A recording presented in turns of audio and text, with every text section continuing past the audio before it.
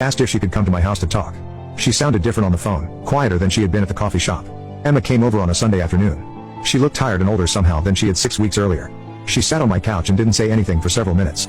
Finally, she told me she had read her mother's letter about 50 times and that she believed me now. Emma said she was having trouble understanding why her grandparents had lied to her for so long. She said she could forgive her mother for the original lie because Sarah had been young and scared. But she couldn't understand why Maria and her husband had continued the deception even after they knew the truth. Emma told me that she had tried to talk to her grandparents again, but the conversation had gone badly. Maria had tried to justify their decision by saying they thought they were protecting Emma from being disappointed if I turned out to be a bad father.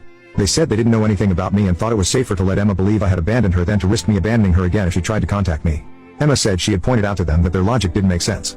If they had been worried about me being a bad father, they could have contacted me themselves to find out what kind of person I was. Instead, they had chosen to make sure Emma grew up hating me. The conversation had ended with Emma telling her grandparents that she needed space from them. She said she couldn't trust them anymore and that she didn't know if she would ever be able to forgive them for what they had done. Emma had been staying with her friends since then, but she was looking for her own apartment. She said she couldn't afford much on her part-time job, but she needed to be independent. We talked for about 3 hours that Sunday. Emma asked me questions about my relationship with her mother and about my life over the past 20 years. I showed her more photos of Sarah and told her stories about things we had done together. Emma said her grandparents had never talked much about Sarah's life before Emma was born, so she was learning things about her mother she had never known. Emma also asked me what I would have done if Sarah had told me about the pregnancy. I told her honestly that I would have been scared because I was only 22, but that I would have wanted to be involved in her life.